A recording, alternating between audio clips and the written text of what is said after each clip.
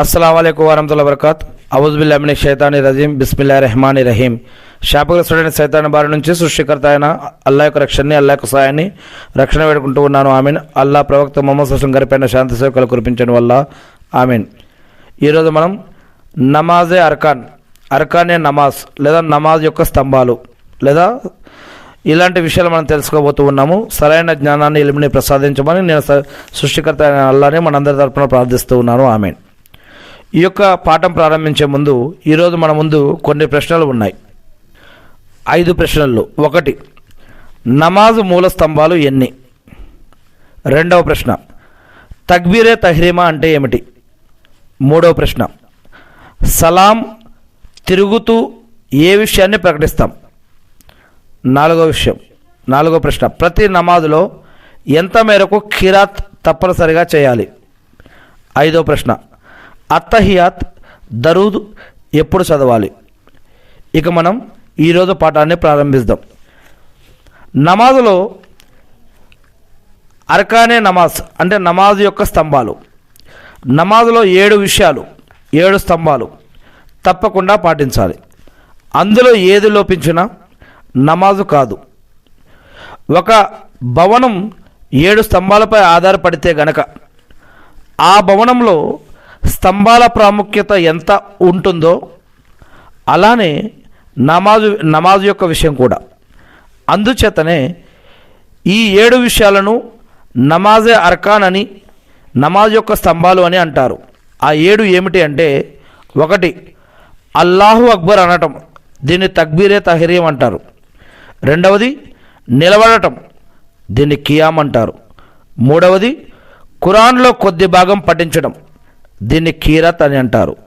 4వది, వంగి ప్రణామం చేయటం, రుకు అంటారు. 5వది, సాష్టాంగ ప్రణామం చేయటం, దీన్ని సజ్దా అంటారు. 6వది, నమాజు చివరిలో కూర్చోవడం, దీనిని ఖాయదా అని అంటారు. 7వది, పూర్తి స్పృహతో నమాజుని ముగించడం, దీనిని సలాము చేయడం అంటారు. అంటే తక్బీరే తహ్రీమా, ఖియామ్, ఖీరాత్, రుకు, సజ్దా, ఖాయిదా, సలాం. అల్లాహు అక్బర్ అనడం తక్బీరే తహ్రీమా, నిలబడటం ఖియామ్, ఖురాన్లో కొద్ది భాగం పఠించడం ఖీరాత్, వంగి ప్రణామం చేయటం రుకు, సాష్టాంగ ప్రణామం చేయటం సజ్దా, నమాజు చివరిలో కూర్చోవటం ఖాయిదా, పూర్తి స్పృహతో నమాజు ముగించడం సలాం చేయటం. నమాజు చేయడం మనకు తెలుసు. నమాజు సంకల్పం చేస్తూ అల్లాహు అక్బర్ అంటూ రెండు చేతులు చెవుల వరకు ఎత్తి నమాజు ప్రారంభిస్తాం.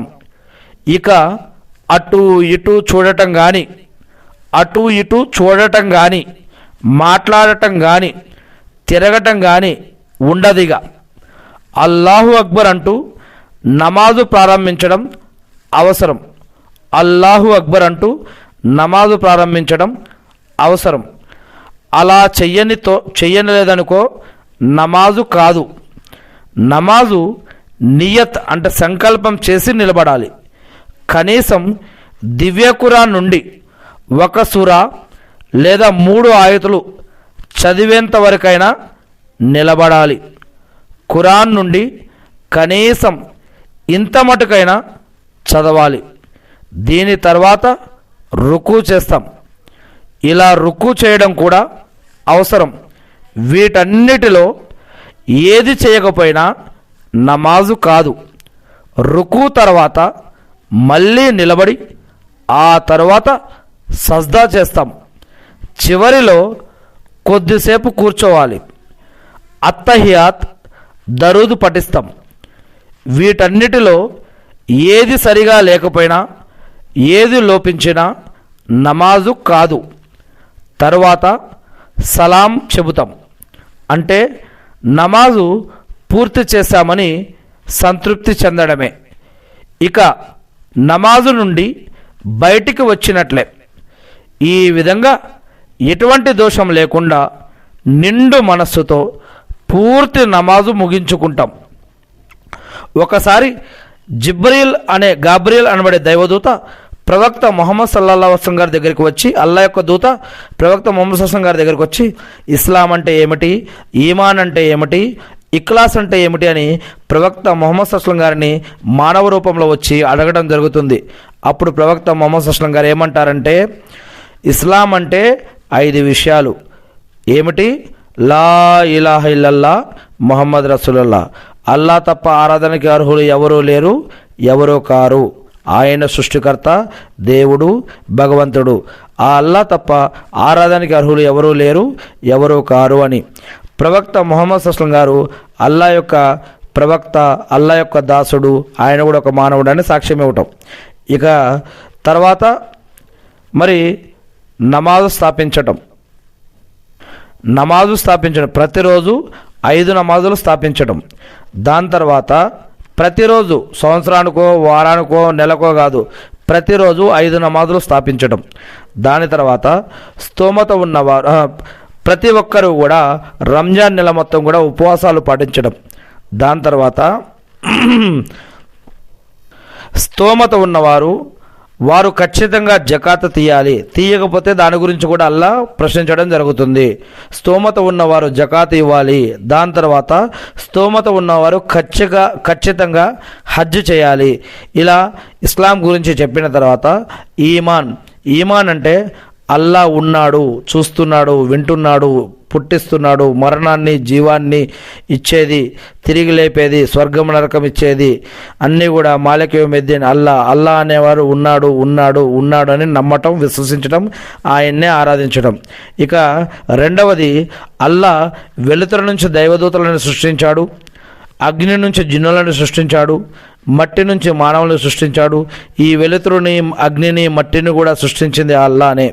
మరి అల్లా ఉన్నాడని నమ్మిన తర్వాత దాని తర్వాత అల్లా యొక్క దైవదూతలు ఉన్నారు, దాని తర్వాత దైవ ప్రవక్తలు ఉన్నారు, దాని తర్వాత దైవ గ్రంథాలు ఉన్నాయి, దాని తర్వాత ప్రళయ దినం, తీర్పు దినం అనేది ఉంది, జడ్జిమెంట్ డే అనేది, దాని తర్వాత తక్దీర్ అంటే విధివ్రాత కూడా ఉంది అని ఇలాంటి వాటిపైన విశ్వాసాన్ని తీసుకురావటం, నమ్మటాన్ని ఈమాన్ అని అంటారు. దాని తర్వాత ఇంకొక విషయం ఏమిటి? ఇఖ్లాస్ లేదా ఇహ్సాన్ అని అంటారు. ఇస్లాం, ఈమాన్, ఇఖ్లాస్ లేదా ఇహ్సాన్ అంటే అది అల్లా మనల్ని చూస్తున్నాడు లేదా మనం అల్లాని చూస్తున్నాం, అంటే దేవుడు మనల్ని చూస్తున్నాడు లేదా మనం దేవుడినైనా చూస్తున్నాం అనే భక్తి, భయం, గౌరవ, మర్యాదతోటి, అటువంటి భావంతో దేవుణ్ణి ఆరాధించడం. అందుకే ఖురాన్లో చెప్పడం జరిగింది, ఎవరైతే ఈ యొక్క ప్రపంచంలో నన్ను చూడకుండానే దైవ గ్రంథాల ద్వారా, దైవ ప్రవక్తల ద్వారా విని ఎవరైతే నేను ఉన్నానని నమ్మి 7వ ఆకాశం మీద అర్ష్ అనే పీఠమైన అల్లా అనేవాడు ఉన్నాడు అని గ్రంథంలో చెప్పడం జరుగుతుంది. ఎవరైతే నేను నిజంగా ఉన్నానని ప్రవక్తల ద్వారా, గ్రంథాల ద్వారా విని నన్ను చూడకుండానే ఎవరైతే విశ్వసిస్తారో, ఆ యొక్క చూడకుండానే ఎవరైతే ఈ యొక్క గ్రంథాలు, ప్రవక్తల ద్వారా ఎవరైతే విశ్వసిస్తారో చూడకుండానే, అదే నిజమైన విశ్వాసం, నిజమైన భక్తి అని చెప్పడం జరుగుతుంది. మరి ఇఖ్లాస్ లేదా ఇహ్సాన్ అంటే ఏమిటి అంటే, దేవుడు మనల్ని చూస్తున్నాడు లేదా మనం దేవుడి ముందు నిలబడ్డామనే భక్తి భావనతోటి, దేవుడి పట్ల భయం, భక్తి, గౌరవ, మర్యాదతో నిలబడటాన్ని ఇఖ్లాస్ లేదా ఇహ్సాన్ అని అంటారు. అందుకే మనం నమాజులో నిలబడ్డప్పుడు ఈ యొక్క ఇఖ్లాస్ లేదా ఇహ్సాన్ అనే భావనతోటి నిలబడాలి అని. అంటే దేవుడి ముందు మనం నిలబడ్డాం, దేవుడు మనల్ని చూస్తున్నాడు లేదా దేవుడి ముందు మనం నిలబడ్డామనే భక్తి భావంతో, దేవుడి పట్ల భయం, భక్తి, గౌరవ, మర్యాదతో నిలబడాలి అని దీని యొక్క అర్థం. ఈ యొక్క 3 విషయాల గురించి, ఇస్లాం గురించి, ఈమాన్ గురించి, ఇఖ్లాస్ గురించి చెప్పిన తర్వాత ఆ దైవదూత గారు ఏమంటారంటే, మీరు నిజం చెప్పారు, కరెక్ట్గా చెప్పారని చెప్పిన తర్వాత ఆ దైవదూత గారు వెళ్ళిపోతారు. అప్పుడు ప్రవక్తని ముహమ్మద్ సల్లల్లాహు గారిని సహబాలు అడుగుతారు, శిష్యులు ఏమని, అదేంటి ఆ యొక్క వ్యక్తి మిమ్మల్ని ప్రశ్నించాడు, తర్వాత మీరు సమాధానం చెప్పాక మీరు కరెక్ట్ చెప్పారని చెప్పి వెళ్ళిపోయాడు, ఎవరు అని అంటే, మీరు అతను చూడండి, అతను ఎటు వెళ్ళాడు అంటే, అతను ఎటు వెళ్ళాడో ఎవరికి కనిపించదు, ఆ వచ్చినది ఎవరో కాదు, అల్లా యొక్క దైవదూత, మరి జిబ్రీల్ అనబడే గాబ్రియల్ దైవదూత. ఆయన మీకు ఇస్లాం నేర్పడం కోసం, దీన్ని నేర్పడం కోసం ఆయన మానవ రూపంలో వచ్చి ఈ విధంగా ప్రశ్నించడం జరిగింది. ఇలా ప్రశ్నిస్తూ కూడా మనుషులకి దీన్, ఇస్లాం అనేది నేర్పడం జరుగుతూ ఉందని ఇలా అనేక హదీసుల ద్వారా అర్థమవుతుంది. ఏది ఏమైతే అయితేనేమి ఇటువంటి ఇఖ్లాస్ లేదా ఇహ్సాన్ అనే భావనతోటి దేవుడి పట్ల భక్తి, భయం, గౌరవం, మర్యాదతోటి ఆయన మనల్ని చూస్తున్నాడు లేదా మనం ఆయన ముంగట నిలబడ్డాం అనే భక్తి భావనతో నమాజ్ అనేది చేయాలి అని ఇక్కడ చెప్పడం జరుగుతూ ఉంది. నమాజు ముగించుకోవడానికి మొత్తం 14 విషయాలు పాటిస్తాం. నమాజు ముగించడానికి మొత్తం 14 విషయాలు పాటిస్తాం. నమాజు ప్రారంభించడానికి ముందు 7 విషయాలు, నమాజు ప్రారంభించినప్పటి నుంచి ముగించుకునేంత వరకు 7 విషయాలు, మొదటి 7ంటిని నమాజు షరతులు అంటాం. తర్వాత 7 విషయాలను నమాజే అర్కాన్ స్తంభాలు అని అంటాం. ఈ 14లో ఏ విషయం లోపించినా కూడా నమాజ్ అనేది చెడిపోతుంది. అందుచేతనే వీటి విషయంలో బహు శ్రద్ధలు, ఆసక్తి పాటించాలి. ఎందుకు చూపం, అశ్రద్ధ వహించి మన నమాజులను మనం ఎందుకు చెడగొట్టుకుంటాం? ఆ 7లో నమాజు కోసం షరతులు అంటే ఇంతకుముందు పాఠంలో నమాజు నిబంధనలని చెప్పుకున్నాం మనం. దీనికంటే ముందు ఉన్న పాఠంలో వాటిని వివరంగా చెప్పడం జరిగింది. ఆ 7 ఏమిటి అంటే మన యొక్క శరీరం పరిశుభ్రంగా ఉండాలి, అందులో వధువు కూడా ఉంది. ధరించిన బట్టలు పరిశుభ్రంగా ఉండాలి, ఇది 2వది. 3వది నమాజు చేసే స్థలం కూడా శుభ్రంగా ఉండాలి. 4వది సతర్ అంటే కనీసం ఆచ్ఛాదన శరీర భాగమైనా కప్పుకోవాలి.